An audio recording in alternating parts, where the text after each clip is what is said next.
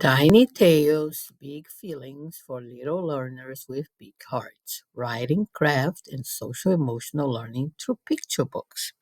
The first episode is going to be about getting ideas. Here are the mentor texts, and you can see the list of mentor texts in the description and in the activity guide. The first one we're going to talk about is if your babysitter is a bruja.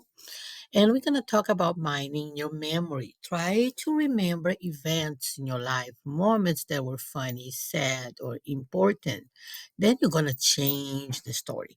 My story was based on my daughter when she started calling me a bruja, a witch, just because I told her with my very strict voice, we need to leave now. So she thought I was a bruja. I thought that was funny, and I created a story. But in the story, the babysitter is the bruja. So you can always make changes. For the story Vera la Valiente is scared by me and Teresa Martinez, I mix and match some people important in my life. I mix my son João, who was scared of roller coaster. He still is. And my sister Vera, who was always brave. I want to create someone who's scared of roller coaster, who is brave, and who learns that it's okay to be scared sometimes.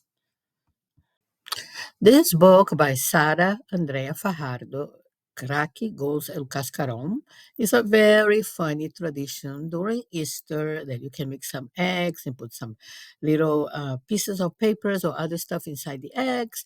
And she loved that tradition, so she got inspired by the tradition, by the fun, by the community, and by her culture.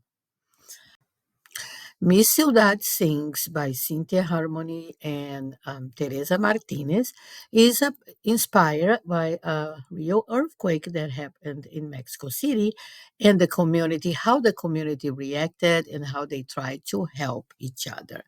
So always try to add a character. If you're going to talk about an earthquake, a hurricane, an event, try to talk and include a character so we can join the character in that journey and feel like what's going to happen next. Okay, you can also add a little bit of about your culture, your food that you like, traditions, memories, songs. You can ask questions to your family.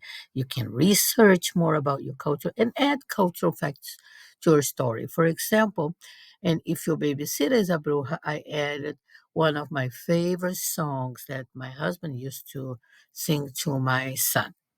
Alyssa Reynoso-Morris, who wrote Plátanos of Love, said she got inspired by her abuela.